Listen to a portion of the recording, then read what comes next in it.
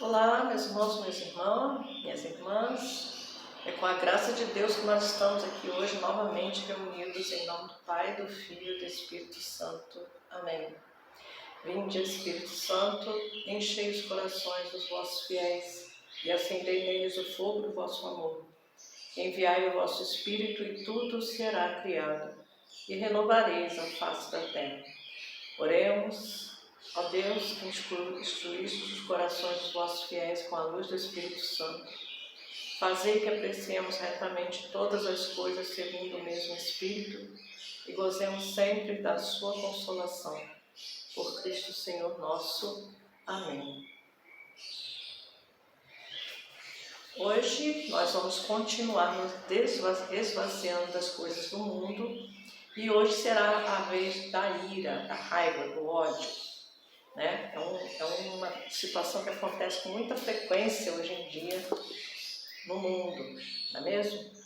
A ira é a porta pela qual todos os vícios entram na alma. Então, se você se deixar levar pela ira, você vai dar brecha para outras coisas ruins também entrarem. A ira precipita os homens em ressentimentos, blasfêmias, atos de injustiça, escândalos e outras iniquidades, pois a ira priva o homem da prudência, da razão e do entendimento.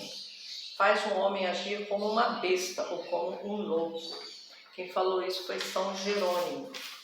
Então a ira tira a pessoa totalmente da razão. A pessoa que é irada com raiva, ela só faz besteira. A pessoa inconformada com as situações que a feriram de forma irracional, compulsiva e colérica, busca extravasar os seus sentimentos na agressão, não só verbal, mas como física também. A ira é um vício capital, um desejo violento e imoderado de castigar o próximo. Nós precisamos nos lembrar de que Deus abomina o pecado e não o pecador. Por isso, não podemos ficar irados contra um irmão por causa do pecado que ele cometeu. Precisamos controlar os nossos impulsos de vingança e, principalmente, agir com justiça.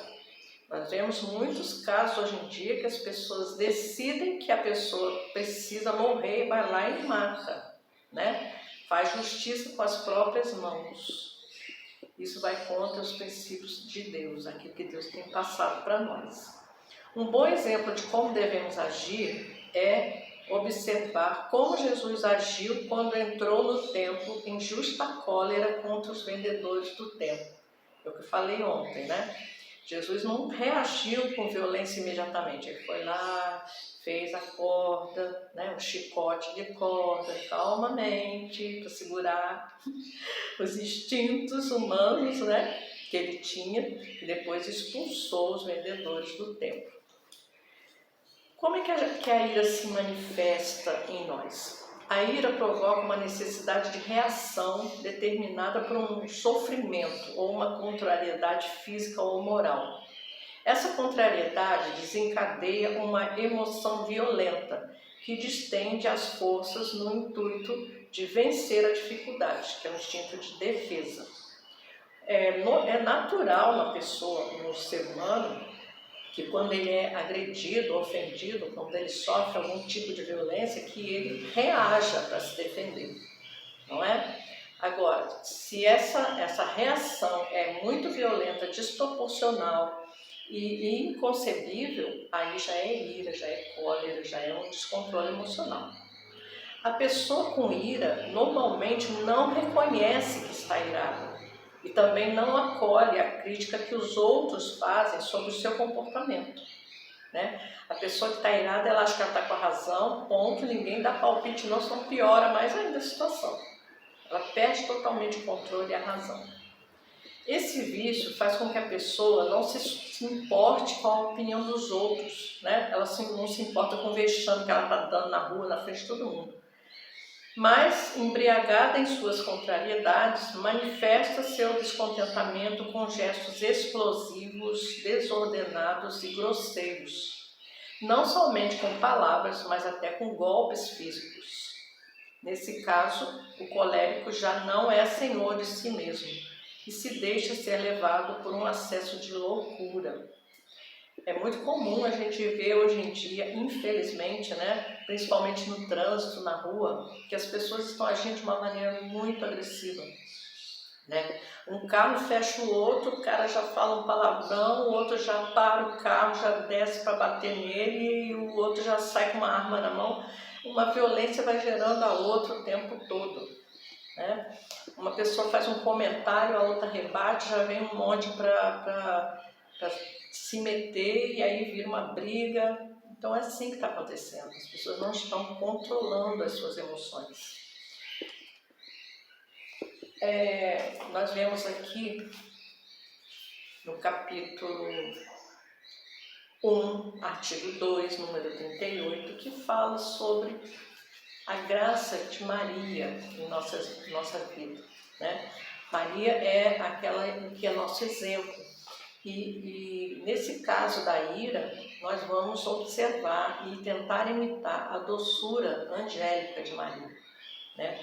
Maria é a rainha dos anjos, né? Então essa doçura angélica, essa doçura que nos leva ao equilíbrio emocional, de reagir como deveria ser. Maria é rainha do céu e da terra, pela graça, como Jesus é o rei por natureza e conquista.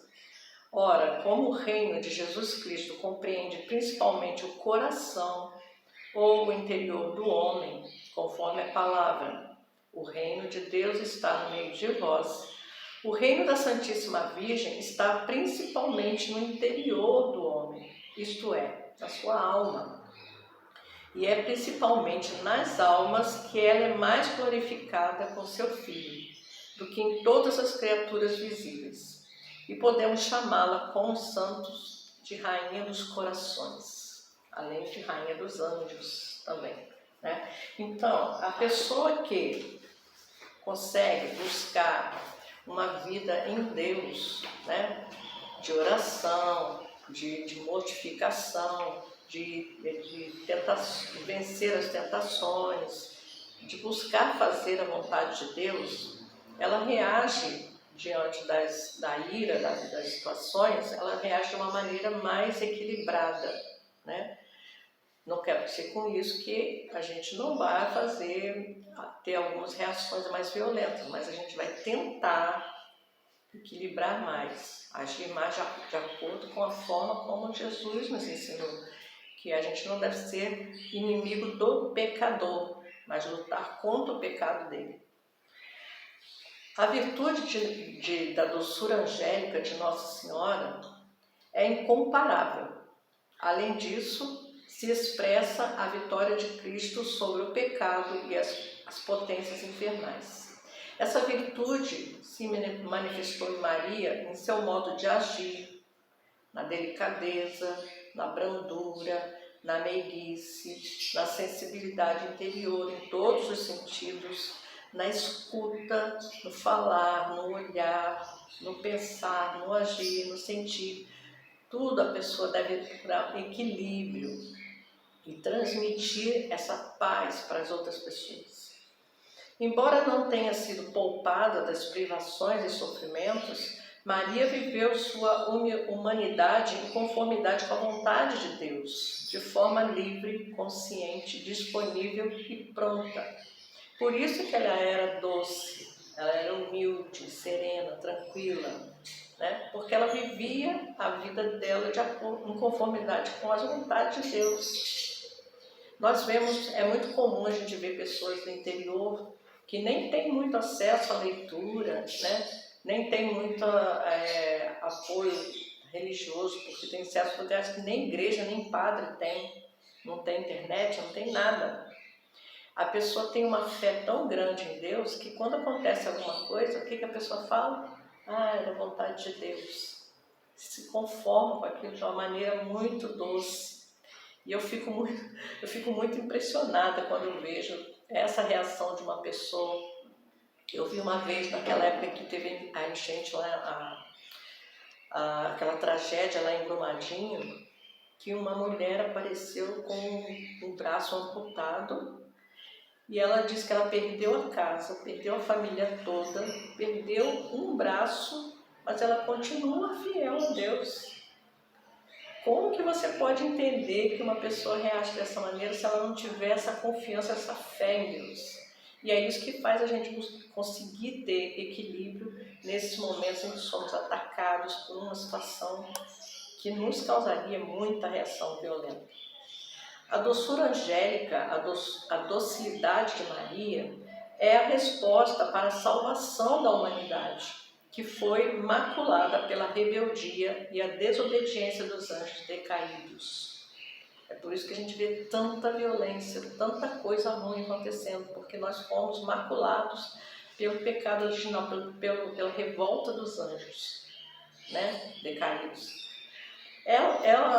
A Nossa Senhora docilmente submete-se e obedece a Deus, de tal modo que muda o rumo da história de todos os viventes, pois a graça e a misericórdia de Deus em Maria são maiores do que todo o pecado e mais poderosos do que qualquer força do mal. Nossa Senhora é maior, muito maior do que qualquer coisa do mal. Viver a virtude da doçura angélica como Maria é, antes de tudo, ter a paz interior que vem de Deus. Essa paz que eu acabei de falar, a pessoa perdeu tudo, perdeu a família, perdeu a casa, não tem onde morar, perdeu um braço e ela continua em paz, porque ela entende que, ela confia em Deus, ela entende que tudo vem de Deus, tudo é permissão de Deus. Então ela não perde a fé, ela não perde a confiança em Deus. Além disso, implica também em fazer as boas escolhas que Maria fez. Maria disse sim, né, a Deus, escolheu coisas boas. É ser corajoso sem ser violento. Ser corajoso é diferente de ser violento, ser ignorante, né? Partir para a ignorância, partir para a pancadaria. Você pode ser corajoso, né? Ter suas posições firmes e não ser ignorante, não ser violento. Ter fortaleza, mas sem ser duro. Você pode ser forte sem ser grosso, estúpido e ignorante. É amar sem ser irado e colérico. Então, para a gente conseguir esse equilíbrio, a gente tem que ser corajoso, tem que ser forte e tem que amar, mas com doçura, sem grosseria, sem violência. Embora a nossa humanidade seja fraca e pecadora, mesmo em meio às angústias e dores, é possível haver doçura pela graça do Espírito Santo. É Deus que nos dá essa graça da doçura. Uma pessoa cheia do amor de Deus traz em si virtudes capazes de fazê-la responder de modo adequado diante de qualquer adversidade da vida. Maria, nossa mãe, é o sinal de esperança para alcançarmos todas as virtudes que são necessárias para a nossa salvação. É o que nós estamos tentando buscar nessa consagração, né? Nós estamos tentando nos livrar dos vícios que nos afastam de Deus e aprendendo a buscar as virtudes de Maria para a nossa própria vida. Nós vamos ver aqui agora no capítulo 5, artigo 3, parágrafo 1, que fala o seguinte. Olha que coisa linda. A Santíssima Virgem, Mãe de doçura e misericórdia, que jamais se deixa vencer em amor e liberalidade, vendo que alguém se entrega inteiramente para honrá-la e servir-lhe, despojando-se do que tem de mais raro para com isso adorná-la, entrega-se também inteiramente de um modo inefável a quem tudo lhe dá. Ela o faz emergir no abismo de suas graças, reveste-os de seus merecimentos, dá-lhe o apoio do seu poder, ilumina-o com sua luz, abrasa-o de seu amor, comunica-lhe suas virtudes, a sua humildade, a sua fé, a sua pureza, a sua obediência, a sua doçura. Constitui-se seu penhor, seu suplemento, seu tudo para com Jesus. Como, enfim, essa pessoa consagrada é toda de Maria, Maria também é toda dela. De modo que se pode dizer desse perfeito servo e filho de Maria, o que São João Evangelista diz de si próprio, que ele a tomou como um bem para a sua casa. É isto que produz na alma fiel uma grande desconfiança, desprezo e ódio de si mesmo, ao lado de uma confiança ilimitada na Santa Virgem, uma boa senhora. Já não procura como antes o seu apoio em suas próprias disposições, intenções, méritos, virtudes e boas obras, pois tendo sacrificado tudo a Jesus por essa boa mãe, só lhe resta um tesouro que resume todos os seus bens e de que ele não dispõe, e esse tesouro é Maria.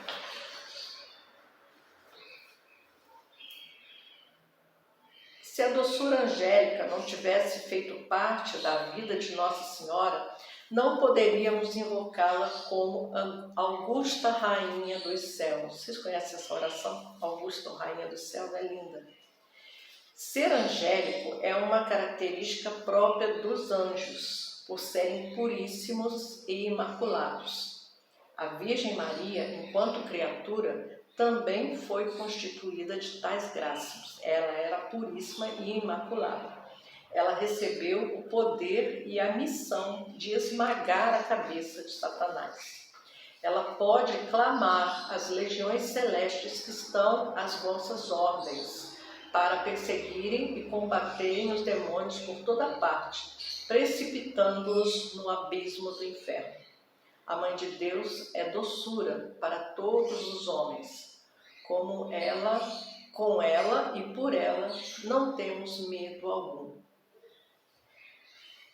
Como é lindo ser discípulo, escravo de Maria.